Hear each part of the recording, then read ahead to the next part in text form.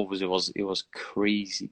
It was actually crazy. I felt helpless, and then at the end of the game, I scored that winner, and I everyone was going to said, say you won it, "Oh, yeah. you had a great game." I was like, "Oh, so this is how it works for strikers. You can have a good game and score a goal, and they're man of the match." And that's a bit how it went. I had a bad game, a very bad game. Traore had the better of me for 90 minutes, and I scored a goal, and everyone was like, "Yeah, what a game is it?" And I was. This is how it works for so many players, but most of the time not for me. I mean, he's been phenomenal this year, though, hasn't he? He's an animal. He's massive. He's built. He's fast. He's got every Yeah, attribute, isn't he? I think he's going to go on to bigger and yeah, better things. yeah. I think. And he has goals and assists now. He's a different kind of player. Yeah, Which brings me on to the question that everyone will probably ask: is Ronaldo or Messi? yeah, It's a question that everyone debates all the time, doesn't yeah. it? Yeah. I'm more of a Messi fan, but I respect Ronaldo so much. Mm. I think the one thing I respect from him the most, he came to United, and he was such a skillful player, and he had, but I think he made it click that it's all about goals and assists and winning trophies, and there are not a lot of players who can do that, because you see so many players now with all the skills he had, and they want to do the flicks and all these crazy things to get to go on YouTube, but he just made the click, and I respect that a lot. But as a football fan, I prefer looking at Messi. Best player you played with? Yeah. Again, I'm tempted to say the What's up? most special player I played with is probably Musa, because I've never seen his attributes all in one player. But yeah, if De Bruyne, Hazard, even Harry Kane, um, Gareth Bale, the year when he left Tottenham, Company when he was in his prime, I've never seen anything like him. So yeah, those are the guys I'm thinking of now. Suarez, I played with him for 4 years, 5 years in Ajax. He was different. Yeah, I hope I'm not disrespecting or forgetting anyone. I played with Sneijder for 6 months just before he left to Madrid. And So what a player he was as well. yeah. So yeah, that was those guys were pretty special. Yeah. Your relationship with Toby seems to be, phenomenal. You played together for a long time at two different clubs. What is it like to play alongside him? Because I'll take it he's one of your best friends as well, sort of thing, on and off the pitch, isn't it? It's almost telepathic when you're kind of playing, you two. Yeah, so many games we played together in Ajax, then national team, then Tottenham. I don't know a life without Toby. He's always he sits next to me in the dressing room. He sits near me on the coach. He's when I played in the first team for a year and a half, and then he came. So he's always been near my side. We've been in the academy together in You can't get Antwerp rid of him. and in Amsterdam. No, and yeah, I realize what I miss when I don't play with him. Sometimes I'm on the pitch and I play with him for so many games, and then it's like, oh yeah, he is that good. Or we just, I mean, no, or we just it's just like I didn't think about it. It was always easy with him. He understood me, I understood him. We know what we wanted from each other. We knew qualities. We still do, and I always enjoyed playing with him. I think he's a great player, and I was very happy for him when he signed that new contract. Yeah. The last 3 years have been phenomenal for Spurs fans. They've, so close over the last 3 years to three. It must be heartbreaking for you guys at the end of the season how close you come. But how good was that run last year? How did that feel to go on that run last year? It must have been a great feeling to go on it. And obviously in the end, it wasn't what we wanted, but it was still, did the club proud the last couple of years, how they've come on. How did it feel going on that Champions League run? Yeah, I think it was the craziest run a team has ever done in the Champions League. If you see from the group stage, we were so lucky at the end to go through, because we drew in Barcelona. Inter didn't beat PSV at home.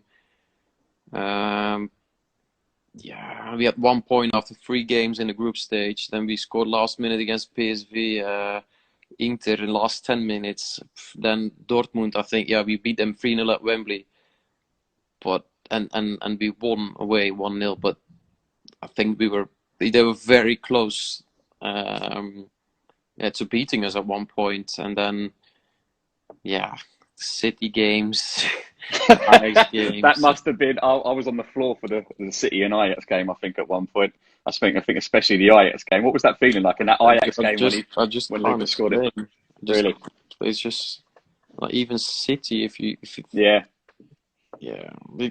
When City scored, what was, I bet that feeling it hurt when they scored, and then it was disallowed, wasn't it? Yeah.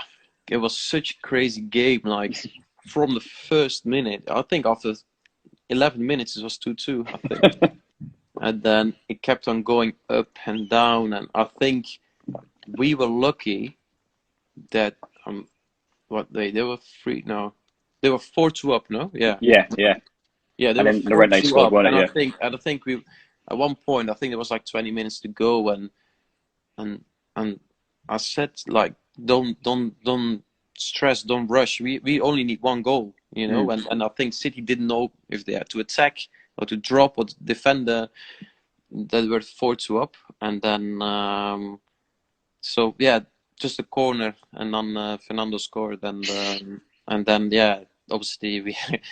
We had to do everything. I remember Wanyama kicking a ball. That was probably the best moment of the game. And then the goal, the goal was a roller coaster. That was to finish the game off. It was crazy. It was crazy. And then obviously when in Ajax back at where you grew up to get that result, that must have been something else as well. Yeah, that's the thing as well. As soon as the whistle went, obviously we made it to the semi-final, which was madness. But I was straight, oh wow, I'm gonna play against Ajax in the semi-final of the Champions League, and that was all I could think about, and like the pressure and just on myself, my family, my friends, my missus from Amsterdam. It was difficult, to be fair. I found it very difficult, and I was happy we won, but like my emotional state was everywhere. I didn't know how to react, and first of all, I was happy with the win, but crazy, just like so many different emotions, and playing in the stadium again after so many years, so many memories was I was happy, but it was weird as well. It looks like it's all coming back to you now. You're just remembering it all it's now. just like the emotions, and then I like after 15 minutes I had the knock on my head, where I struggle a lot with, and then going back to the arena, my family was there, all my friends were there, my brothers. It was mad. And then I couldn't celebrate because I had the drugs testing and I injured my ankle. It was everything. Everything came together in that 1 month with the City and Ajax game. It's just, I mean, it's been a phenomenal roller coaster. I think a pivotal point with that was probably Pochettino. What's probably one of the best advice Pochettino gave you, do you think? That everything starts with hard work, and it sounds very, very easy or very normal, but like he made us realize that when you're fitter than your opponent, and your quality is the same or better in many occasions, you nearly won the game, and he made us work so hard, but it paid off, and you see that now you change that mentality in the training ground and in the club. Like every player now is half an hour before the training starts. They're in the gym, even after training or on the days off or at home. Guys have a gym at home now. It's just like he changed the mentality. Yeah. I was going to say he obviously changed a lot of the mentality of a lot of the players in the club then altogether. Yeah, he did, and yeah, he meant a lot for everyone at the club. Yeah. And obviously, it's been a big change with Mourinho coming in. I take it he's still the same sort of mentality as what Pochettino is in terms of the winning mentality, isn't he? He seems to want to win every game and stuff like that. Yeah, he's a yeah. I love him. He's a great coach. He's good with the guys, and he will be very important, I think. Yeah, in the future for the club, and yeah, I think I'm happy. You know, I can say that he's been my manager in my career because he's in the last 15, 20 years, he's one of the main figures in football, and yeah, I'm kind of proud I've played for him. Yeah. That's it.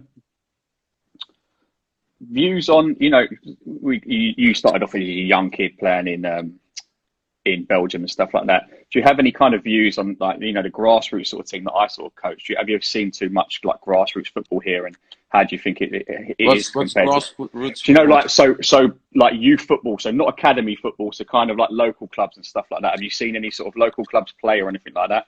In London, you mean? Yeah. No, not a lot my daughter and my son now, they if they wanted to play football, they join like some kids and coaches in the park Mm. in what is it, Regent's Park? But Yeah. no, I've never been to apart from Tottenham, I've never seen not football on a young for the younger guys, younger people.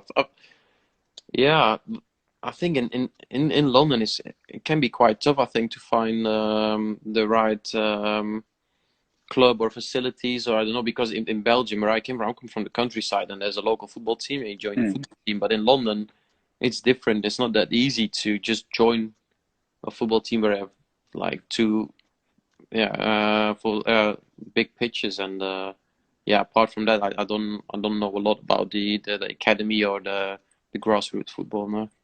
If you ever need it, come and speak to me. We'll get them signed up. Yeah, maybe, yeah.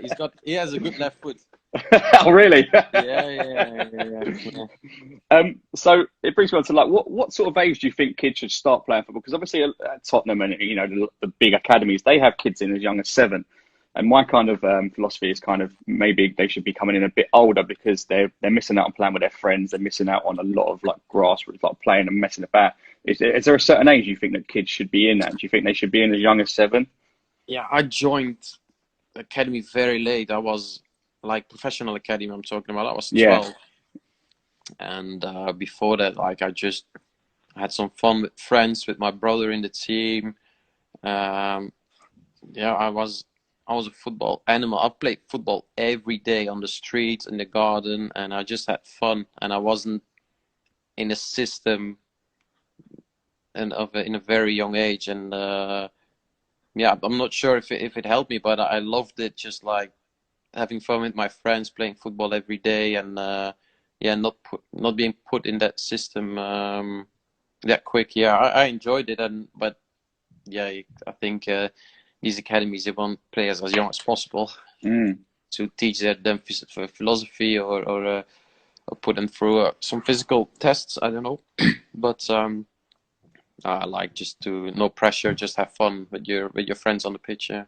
Yeah, I mean that's what I kind of think as well. That a lot of our kids now they're going into academies as young as 7, and playing for their academies and missing out on kind of what you're saying. Playing on the streets and stuff like that, playing with their friends and Yeah, kind of learning that sort of side of thing. I think that's what we're kind of missing nowadays. yeah, Uh, yeah, yeah, yeah, yeah. Yeah, uh, I get what you're saying. Yeah. It's not, but in London, it's not that easy. Just go out on the street and mm, play football. That's yeah. The facilities are in a big city are not always there, I think. Yeah. mm. Last question. I won't keep you much longer now, so I just wanted to ask you a last question. Any kind of advice you've got for any of the young up and coming players or anyone around in London and stuff like that, or anywhere to kind of what does it take? What kind of things do you think it takes to become a professional, or what should they be doing? Yeah, I've got this.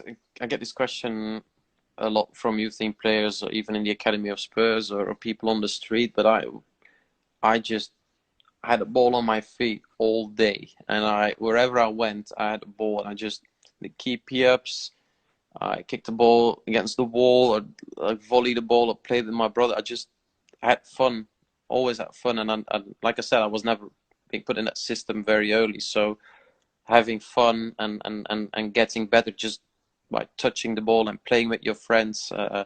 That's I always, if I saw a trick on the television or someone doing a skill or on a videotape back in the day, I just went outside to copy it all the time. Just I wanted to learn. I wanted to be better, and but just it was easy for me because I loved football and I loved playing it. There was never an effort for me. Even now, football is not an effort for me. I like it. I do it. No, I mean, like I love doing it. You love enjoy. You play. You enjoy. I go. I'm not going to my work. I'm just going to play still with my friends, and that's how I look at it. And that's what, for me, make it easier to sacrifice all these things. I'm just seeing a few people. Michael Vaughan's just popped up on the chat there, and he's I think everyone is mentioning Eric Dyer as well. So we'll have to get him on. You can have a word for me. We'll get him on. He can come on another chat. He has some good tips. You see, I think Michel Vorm as well. Yeah. Yeah, Michel Vorm's in. I see those him are my friends. Well. They can come on. They're more than happy. I'd love to have them on. Yeah. They're probably bored of the lockdown as well. So they've got nothing to do. They can come on. I'll always gladly accept all the Tottenham boys. They're good guys. They're good guys. Last question before you go. Do you think, in the next 10 years, do you think you'll get into coaching, or do you think you'll kind of do something else? I don't think I'll start coaching in the first couple of years after my career, just because I think I want to get out of that system. In the first couple of years, do other stuff. Not traveling or whatever, but just like different stuff in my life, and as football, playing football is one thing, but if the pressure and the stress that the managers have to go through, that's something I'm not looking forward to. And I love talking about football. I love thinking about football, but like, I think. You don't stress thinking about it. I think one season of football actually makes me 15, 20 years older. Like the stress and the pressure, I don't think I'm not looking forward to that. And without the pressure, just like thinking about football and seeing young players improve or understanding the game, I can see myself doing that. But just on a Premier League level, like, oh no. No. I think you'll be a good coach. You seem to command a lot on the pitch. You seem to get that respect. You seem to know every part of the game. So I think you'll be a that's great why coach. I like to think about it and discuss tactics and these things. But just like the stress and people insulting you and for a manager, football never stops. Yeah. For me, it stops as soon as I leave a pitch or I'm in my house. It stops. But as a manager, now you have to watch the games. You have to come up with new tactics. You have 25 players and 14 of them are unhappy. So you have to. Oh no, it's just no. It's not easy for a manager. It's not easy. So I respect them a lot. I respect them. Yeah. I think that's all from me. I've thoroughly enjoyed this. It's been fantastic. I could sit here and talk to you all day. Let me enjoy my night a bit with some Netflix. The kids are in bed. I need a bit of time for myself. Thank you very much for taking the time out. It's been an absolute pleasure. I hope you sign a new contract. I hope you stay at Spurs for many, many years more. You've been a fantastic servant. I think every Spurs fan will say the same. I've enjoyed playing for Tottenham for till now. So it's been great here and one of the best choices I made. Good. I'm glad. Thank you so much for taking the time out. And Eric Dyer and Michael Vaughan, I'll be on to them, and hopefully they'll come on as well. They're shy. Eric Dyer definitely ain't shy. No, that's good. That's true. Okay, enjoy your night, guys. Thanks very much. Thank you. Cheers, mate. Thank you. Take care.